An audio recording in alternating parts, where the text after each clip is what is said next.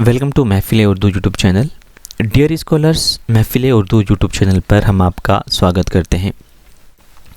Indira Gandhi national open university के जो PhD scholars हैं, ये वीडियो उनके लिए बहुत अहम है, क्योंकि इस वीडियो में हम बात करेंगे कि जो पीएचडी सेकेंड ईयर के स्कॉलर्स हैं वो फ़ीस कैसे सबमिट करेंगे, कहाँ पे करेंगे, कितनी करेंगे और फ़ीस सबमिट करने की लास्ट डेट क्या है। इसी तरह RPE001 का अगर आपका अभी तक रिज़ल्ट नहीं आया है तो आपको क्या करना है, और अगर रिज़ल्ट आ गया है लेकिन मार्कशीट नहीं आई है तो मार्कशीट आपको कैसे मिलेगी, ऑफलाइन या ऑनलाइन, या फिर कहाँ से आपको मिलेगी।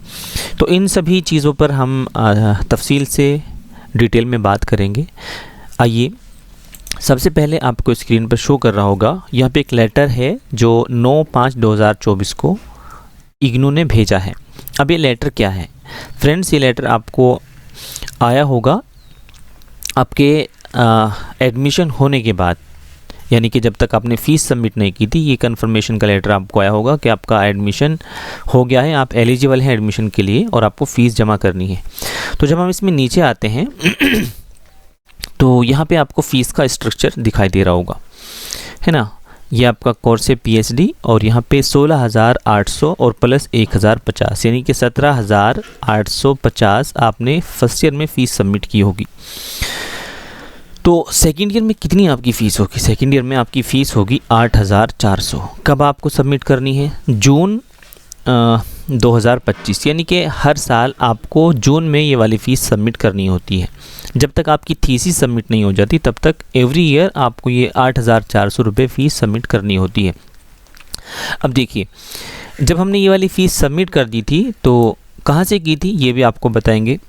एक्चुअली हमने फर्स्ट ईयर में ये फ़ीस सबमिट की थी अपने गूगल पे या फ़ोनपे से, आपने भी की होगी, क्योंकि इग्नू की फ़ीस कई तरह से जमा होती है। एक तो ऑनलाइन जमा होती है, आपको लिंक मिल जाता है वेबसाइट से, आप वहाँ जमा कर सकते हैं। दूसरे है कि आप डीटी के थ्रू जमा कर सकते हैं, और तीसरे ये है कि अगर आप ऑनलाइन जमा करना चाहते हैं लेकिन ऑनलाइन लिंक आपको नहीं मिल रहा है तो फिर आप इग्नू का जो आपके डिपार्टमेंट से रिलेटेड अकाउंट है तो उसमें भी आप सबमिट कर सकते हैं। आपकी स्क्रीन पे शो कर रहा होगा, ये जी आपकी स्क्रीन पे शो कर रहा होगा, यहाँ पे एक अकाउंट नंबर है, यही आपका इग्नू का रिसर्च यूनिट का अकाउंट नंबर है जिसमें आपको अपनी फ़ीस सबमिट करनी है, ठीक है।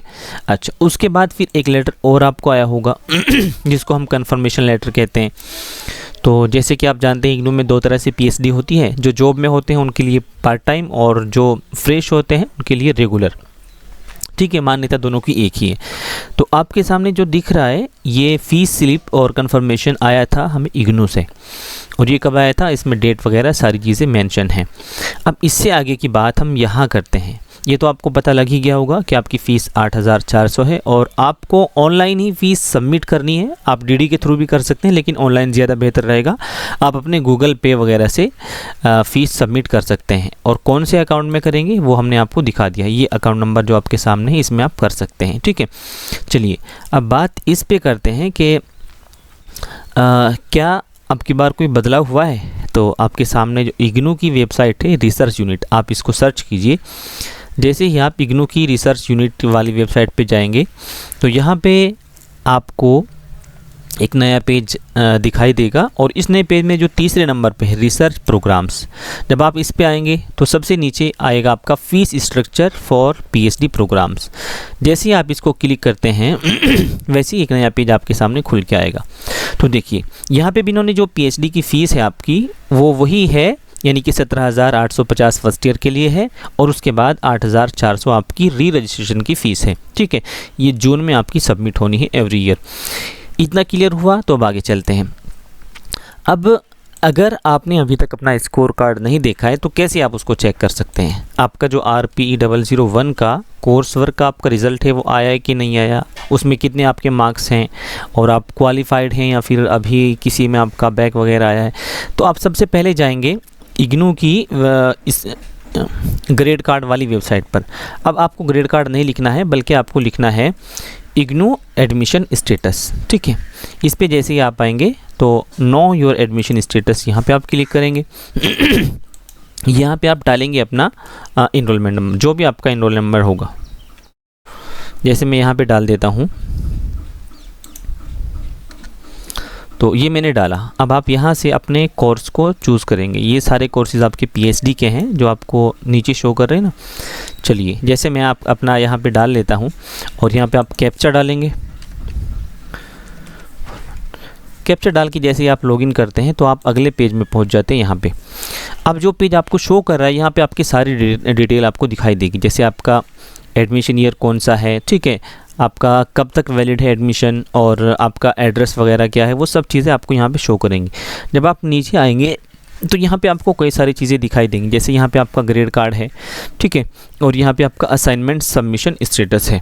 अगर आपके मार्क्स अपडेट हो गए होंगे तो आप अगर को चेक करना है अपना ग्रेड कार्ड। जैसे ही आप अपना यहाँ से ग्रेड कार्ड चेक करेंगे तो ये आपको अगले वाली वेबसाइट पे ले आएगा, अगले वाले पेज पे, सॉरी, ठीक है। तो जैसे आप यहाँ पे देख पा रहे हैं, ये जो ग्रेड कार्ड है इनका, जिनका आपको शो कर रहा है, इनका कंप्लीट हो गया है। तो सारी चीज़ें कंप्लीट आपको लिखी दिख रही हैं। तो अगर आपका ग्रेड कार्ड कंप्लीट हो गया है तो अब 1 महीने से 1.5 महीने यानी कि 40 दिन के अंदर अंदर जो आपका ग्रेड कार्ड है इसकी मार्कशीट बनती है और मार्कशीट आपको आपके एड्रेस पर भेज दी जाती है। कभी कभी ऐसा होता है कि आपका एड्रेस वो नहीं होता जो आपने दिया होता है, तो मार्कशीट वापस आ जाती है, फिर आपको SED से लेनी पड़ेगी। SED means student evolution division, ठीक है, SED से आप ले सकते हैं।